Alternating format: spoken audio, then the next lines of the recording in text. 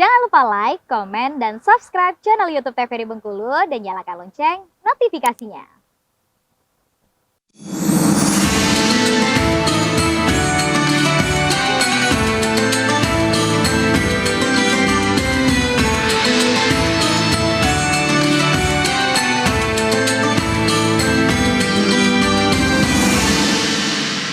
Ya pemirsa, terima kasih tetap bersama kami dalam acara Mutiara Kolbu. Kita kembali lagi dan sekarang kita boleh sudah untuk diskusi ya Pak Ustadz ya. Boleh diskusi nih ibu-ibu. Jadi tema kita hari ini kan tentang tadi amalan-amalan pembersih hati. Siapa yang ingin bertanya kami persilahkan. Ya sudah siap. Sebutkan nama dan poin pertanyaannya apa. Assalamualaikum warahmatullahi wabarakatuh. Waalaikumsalam warahmatullahi wabarakatuh. Perkenalkan Pak Ustadz, nama saya Ibu Diana dari Majelis Taklim An-Naba. Oke. Yang ingin saya tanyakan, tadi Pak Ustadz berbicara masalah hati mati. Hati mati. Yang dinasihati dia tidak mempan, Bisa, dia dikasih arahan yang nggak mau. Mental. Jadi, gimana nih Pak Ustadz? Apa ada doa khusus? Apa ada trik-triknya Pak Ustadz untuk mengatasi hati mati? Hati mati. Mohon penjelasannya Pak Ustadz. Iya. Waalaikumsalam warahmatullahi wabarakatuh. Sudah pernah Ibu bertemu dengan orang yang punya hati yang mati? Anak-anak kita tuh sudah besar kan Pak. Iya. Hati lagi. Pakai mic-nya Ibu. Oke, baik. Baik Pak Ustadz, mau langsung gak sabar lah, mau langsung dijawab aja. Silakan Ya. Pak Ustadz. Tadi sebagaimana tadi urutan hati ya, hati sehat, hati sakit dan hati mati. Ya. Hati mati ini adalah hati yang mana dimiliki oleh orang-orang kafir. Ya. Orang-orang kafir artinya mereka tidak mendapatkan petunjuk lagi dari Allah Subhanahu wa taala. Jadi mau kita arahkan juga, nasihatin juga untuk kepada keimanan, mereka sudah tertutup. Jadi hatinya mati. Nah, kalau pengobatannya tentu ya kekuatan yang pertama adalah kekuatan doa. Sebagaimana pernah terjadi di zaman Rasulullah SAW ketika Umar bin Khattab.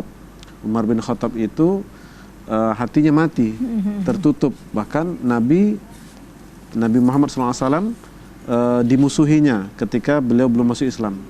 Cuman ada doa yang diajarkan oleh Rasulullah dan doa ini disampaikan oleh Rasulullah. Allahumma izil Islam ala umurain.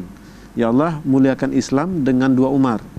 Umar bin Hisham atau Umar satu lagi yaitu Abu Jahal ya. Nah gitu. Hanya Umar bin Khattab atau si Abu Jahal.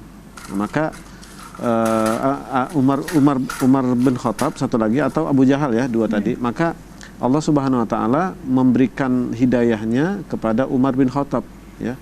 Umar bin Khattab untuk diketuk hatinya dari mati menjadi hati yang hidup, hati yang sehat. Ketika dia mendengar adiknya Umar bin Khattab itu membaca surah Toha, maka hatinya langsung bergetar. Nah, jadi yang mati tadi tumbuh dia, hidup dia. Kemudian disitulah dia mendapatkan hidayah, kemudian dia masuk Islam. Nah, kemudian ada juga salah seorang sahabat Nabi bernama Abu Bakar As-Siddiq. Itu hatinya sangat lembut. Kalau Umar bin Khattab tadi dia bengis, garang, kemudian keras ya kepada orang-orang kafir terutama ketika dia sudah masuk Islam. Tapi beda dengan hatinya Abu Bakar As-Siddiq, sangat lembut banget ya karakternya juga. Jadi sering menangis. Kemudian Abu Bakar As-Siddiq ini adalah sahabat yang sangat lembut, penyayang gitu. Nah, kalau tadi hati ini yang mati tadi dengan doa dikabulkan oleh Allah, maka memberikan hidayah kan hak prerogatif Allah ya, bukan hak kita tetapi hak Allah. Maka kita minimal mendoakan saudara kita yang hatinya sudah mati supaya bisa hidup kembali, tumbuh begitu hidup, ya, tumbuh kemudian sehat seperti itu. Nah gitu.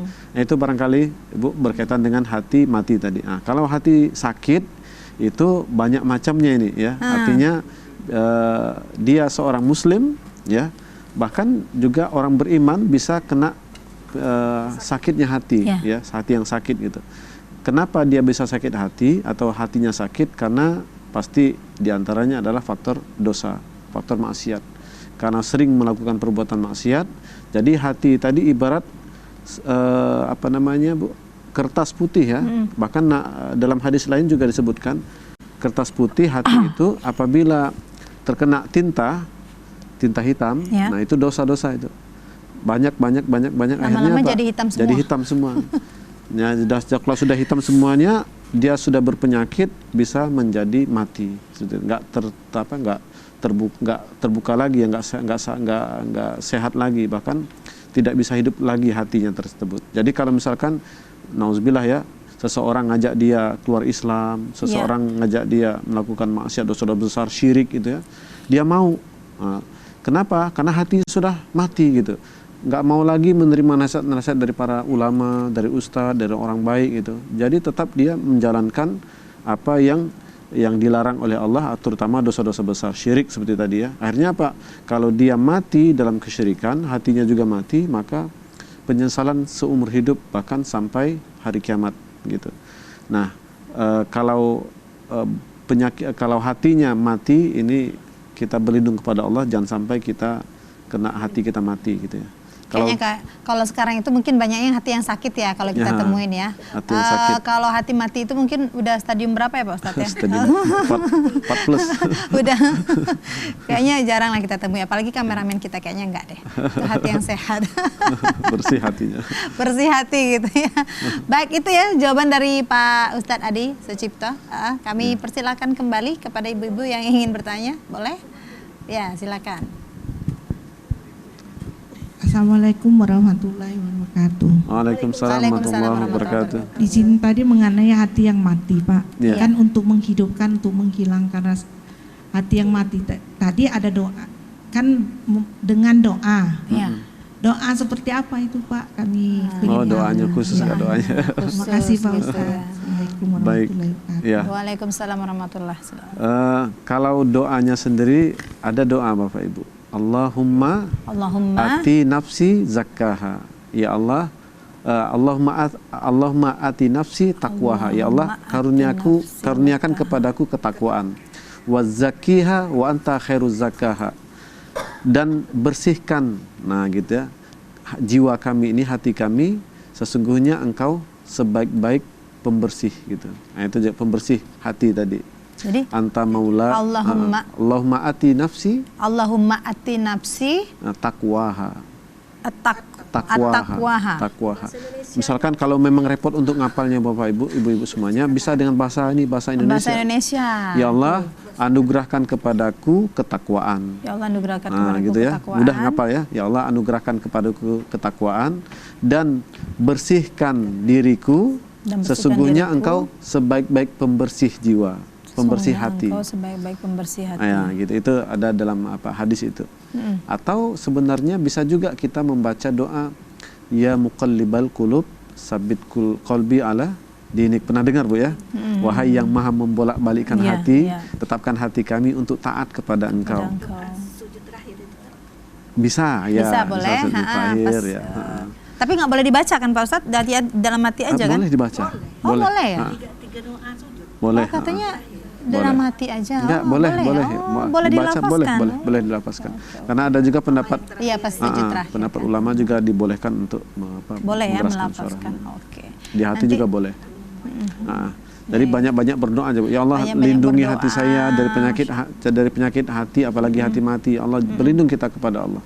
Karena biasanya itu kan hembusan setan, iblis ya. Supaya hati kita kotor sehingga hidayah sulit untuk masuk. Oke. Ya. Begitu ya Ibu Helmi. Pak Ustadz, nanti kita lanjut lagi tapi kita jeda kembali. Dan Insyaallah. pemirsa tetap bersama kami dalam acara Mutiara Kolbu.